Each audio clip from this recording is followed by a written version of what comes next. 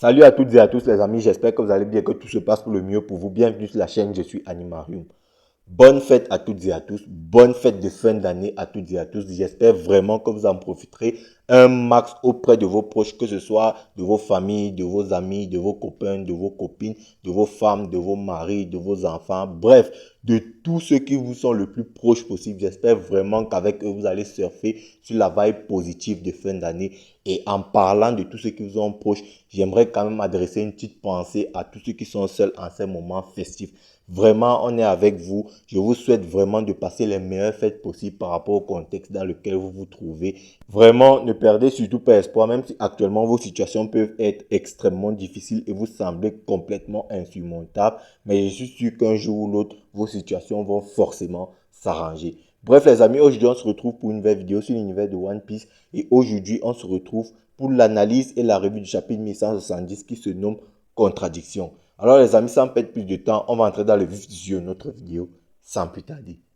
Bon les mecs, vous me connaissez, hein, vous savez que je suis un YouTuber One Piece très axé sur les rapports de force. Du coup, dans cette vidéo, je ne pourrais m'empêcher de parler justement du rapport de force parce que c'est un peu de ça qu'il est question dans ce chapitre les mecs. Étant donné que dans ce chapitre, on a vu déjà un Shanks et un Gaban qui en 2v1 avaient du mal face à Arad. D'ailleurs, ils se sont même fait littéralement trimballer. Et lorsque Loki a réussi à obtenir son fruit du démon et le marteau Rachni, il a vaincu Arad. De ce fait, les rapports de force dans l'univers de One Piece paraissent donc complètement compromis et totalement incompréhensibles. C'est donc pourquoi dans la vidéo d'aujourd'hui, je vais essayer de vous expliquer pourquoi c'est totalement logique que Shanks et Loki en 2v1, malgré leur puissance qui était déjà quand même assez élevée, ont quand même réussi à perdre face à un Harald qui était sous l'influence de Imu. Et ce même Harald-là a perdu face à un Loki qui venait d'obtenir le marteau Rachni et son fruit du démon légendaire de Erbaf. Bon les amis, déjà commençons par noter ce chapitre. En effet, ce chapitre, il était assez bon. Pour moi, il n'était pas transcendant, mais il était quand même assez bon. Du coup, je vais lui donner la note de 7,5 sur 10. Donc les amis, on va déjà commencer par le début de ce chapitre. En effet, ce chapitre continue où le précédent s'était arrêté. On retrouve dans un Loki qui se fait attaquer par le marteau Rachni. Bon, si vous vous souvenez bien, moi je vous avais dit qu'il y avait quelqu'un qui se trouvait devant le coffre qui possédait le fruit du démon légendaire de Erbaf. Et bien dans ce chapitre, on a la confirmation qu'il n'y avait donc absolument personne. C'était juste le marteau Rachni qui protégeait le fruit légendaire de Erbaf. Et on apprend que le marteau Rachni, c'est un marteau qui a la capacité de se transformer en écureuil, ou plutôt c'est un écureuil qui a la capacité de se transformer en marteau. Et ce marteau-là est extrêmement puissant. Déjà, seul, il est extrêmement puissant parce que Harald va nous dire que depuis des centaines d'années, personne n'a réussi à manger ce fruit du démon légendaire de Erbaf, car ce fruit du démon légendaire était protégé par le marteau Rachni. Les mecs, quand on s'asseye 2 secondes pour essayer de comprendre cette dinguerie, c'est-à-dire on a un marteau là qui de base a déjà un niveau de puissance exceptionnel, si bien que des personnages extrêmement puissants du royaume de Erbaf, et je rappelle le royaume de Erbaf, c'est le royaume reconnu comme étant le royaume de la guerre où se trouvent les plus puissants guerriers du monde, mais pendant des centaines d'années, personne n'a jamais réussi à manger ce fruit du démon et Rachni n'a jamais accepté personne. C'est une vraie dinguerie. Si bien qu'Harald va même aller jusqu'à nous dire qu'avec son niveau de base, ce niveau avec lequel il affrontait Roxy Xebec dans des combats épiques, il n'était pas capable de passer Rachni pour manger ce fruit du démon et que c'est avec sa nouvelle forme, c'est-à-dire sa forme de chevalier divin, c'est-à-dire un Harald avec le niveau qui lui permettait de rivaliser avec Roxy Xebec, plus boosté par Imu, c'est en ce moment-là qu'il est capable de passer Rachni. Je ne sais pas si on se rend compte à quel point c'est fou. C'est-à-dire, ce marteau-là, son niveau de puissance est juste abusé, potentiellement même un niveau Yonko. Je le dis comme ça, vous pouvez penser que j'abuse, mais les mecs, mais absolument pas. Et donc, on a un Loki qui va donc réussir à vaincre Rachni et manger le fruit du démon légendaire du Erbaf. D'ailleurs, Rachni va complètement l'accepter. Bon, mais je tiens quand même à vous rassurer, hein. Harald, avec sa forme de base, mange tranquillement ce fruit du démon légendaire. Pour la simple et bonne raison que s'il a fallu que Loki mange ce fruit du démon légendaire pour passer un Harald sous le contrôle de Ymir, ça voudrait dire qu'il ne faut pas forcément avoir la puissance de Harald, chevalier divin, pour réussir à passer Ragni et manger ce fruit du démon légendaire. Bref, pour en revenir sur Loki, donc, on apprend que Ragni a complètement accepté Loki et a autorisé Loki à manger ce fruit du démon légendaire. Bon, les mecs, il y a énormément de choses à dire par rapport à Loki, Ragni et ce fruit du démon légendaire du Erbaf parce que, très franchement, les mecs, c'est une théorie que j'avais lancée une fois qu'on avait vu les yeux de Loki ou même une fois que Loki avait utilisé Ragni pour la toute première fois de l'œuvre. Parce que, souvenez-vous, les mecs, le mec, lorsqu'il avait été libéré de ses chaînes, il avait produit un gros éclair qu'il avait tiré directement des nuages. C'est-à-dire, Loki, le mec, il est capable, on va dire, d'interagir avec la nature, notamment le ciel, pour faire tomber des éclairs. Pour moi, ça, ce sont des feats et des bails d'âme antique. Donc, pour moi, le personnage de Loki, franchement, les mecs, je ne serais pas surpris que Loki soit en fait une âme antique. Et s'il est capable de manier autant l'électricité, peut-être que comme Pluton est un navire, peut-être que Pluton c'est un navire qui fonctionne avec l'énergie électrique. Du coup, Loki serait dans l'hôte de Pluton et c'est peut-être pour ça que Ragni a laissé manger ce fruit du démon légendaire. Maintenant, qu'est-ce qui produit de la foudre? Je pense que c'est Ragni qui permet à Loki de produire de la foudre et une foudre aussi intense. Franchement, les mecs, c'est très très impressionnant. Bon, moi, j'avais aussi théorisé que Ragni avait potentiellement le Haki des rois, ou plutôt le fruit du démon de Loki avait potentiellement le Haki des rois. Bon, je me suis complètement trompé. Mais le personnage de Loki, aujourd'hui, avec la possession de Ragni, le mec, il est extrêmement boosté. Son niveau de puissance est juste abusé. Mais malgré tout, je ne pense pas quand même qu'il était capable de passer en 1v1 Harald sous le contrôle de Ymir. Pourquoi je le dis? Eh bien, c'est parce que lorsque Loki, après avoir mangé ce fruit du démon légendaire de Erbaf et après avoir obtenu Ragni, arrive dans la salle où se déroule justement ce combat, il tombe sur un Harald qui est en train de lutter intérieurement pour garder le contrôle sur Ymir. D'ailleurs, on l'a vu, dès que Harald s'est pris 2-3 coups de la part de Loki, Loki lui a dit, tu as repris conscience et tout, machin truc. Voilà, ça prouve que déjà Harald, il avait un certain nerf parce qu'il était en train de lutter par rapport à Ymir pour reprendre le contrôle de son corps et de ses véritables pensées et émotions. En plus de ça, Harald n'avait pas son sabre qu'il a toujours porté et le même sabre là avec lequel il affrontait Roxy-Zebek, car ce sabre là était dans son fourreau légendaire, c'est-à-dire la tête de Yarla là-bas en cime.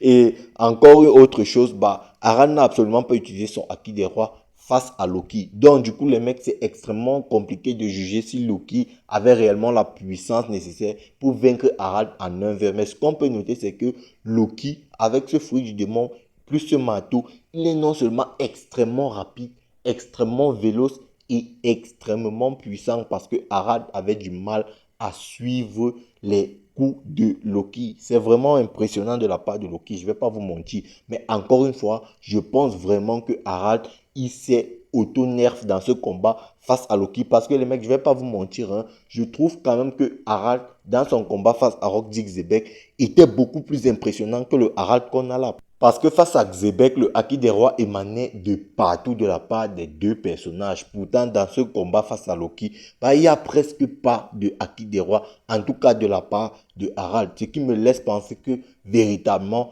Harald est nerfé. Maintenant, on va parler de son combat face à Shanks et Gaban.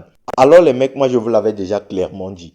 Gaban et Shanks allaient juste se faire trimballer face à Harald, chevalier divin. Les mecs, les rapports de force dans l'univers de One Piece paraissent extrêmement compliqués actuellement pour une seule et unique raison. Et là, je ne troll absolument pas.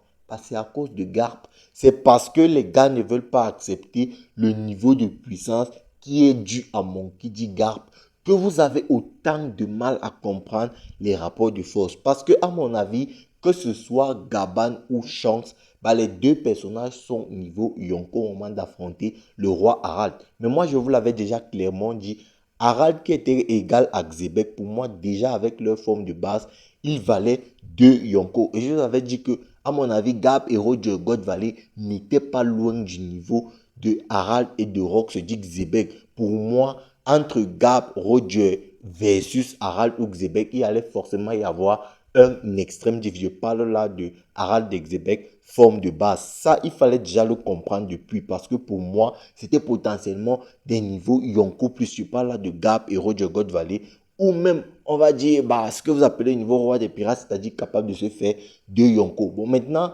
j'aimerais bien savoir ce que vous allez nous sortir là pour essayer de vous démerder de ce bourbier. Parce que les mecs, voici deux niveaux Yonko qui se battent en utilisant le revêtement du Haki des rois. Et voici deux niveaux intermédiaires qui, eux, se battent en utilisant le revêtement du Haki des rois. Bon, on peut voir que les deux niveaux intermédiaires, à chaque coup, le Haki des rois traverse complètement l'île entière. De l'autre côté, les deux niveaux Yonko, lorsqu'ils se battent en revêtant le HDR, le Haki des rois ne fait même pas le tour du château. Je ne sais pas si on se rend compte, les mecs. C'est pour ça que je vous ai dit, vous avez trop sous-estimé Gap et Roger God Valley parce qu'ils avaient déjà un niveau extrêmement incroyable et abusé. Et encore une fois, les mecs, à mon avis, Gaban Prime est clairement niveau Yonko parce qu'on ne va pas rabaisser le niveau de puissance de Gaban juste parce que les rapports de force frauduleux de certains mecs n'ont pas abouti et on va rabaisser le niveau de puissance de Gaban. Non, il a clairement le niveau Yonko. D'ailleurs, même dans l'animé, on nous a fait comprendre qu'il rivalisait avec Oden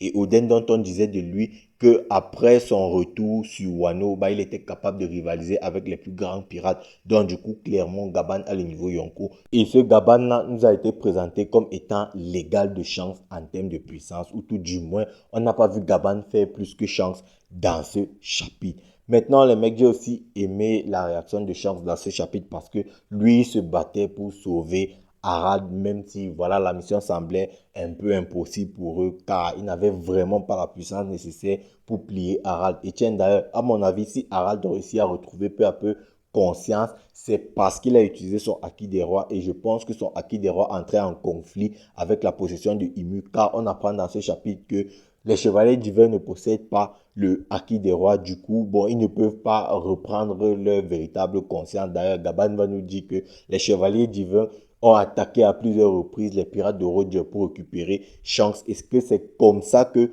Gaban a su comment combattre les chevaliers divins? Car à chaque fois, ils les ont complètement tranchés, découpés et repoussés. Bon, je pense aussi que Garling et Shamrock possèdent le Haki des rois et qu'ils sont même capables de revêtir le Haki des rois. Bref, on va finir la vidéo avec la scène de fin où on retrouve Harald et Loki, leur dernière conversation et la mort incroyable, exceptionnelle même, je dirais, de Harald. Ça prouve clairement que Oda, il sait encore comment faire mourir un personnage de façon exceptionnelle. Du coup, avec Roxy Xebec, c'était clairement voulu la façon avec laquelle il est mort. Et du coup, bon, moi je vais donc revenir par rapport à ça, à mon idée de base. La mort de Xebec n'était vraiment pas incohérente par rapport au récit de l'œuvre, car Xebec c'était un personnage qu'on souhaitait effacer. Donc, Harald va demander à Loki de le tuer, ce qui va énerver Loki et Loki va répondre: aucun parent, même le plus méchant au monde, ne demanderait à son propre enfant de le tuer. Et Harald va répondre en disant qu'il est fier de Loki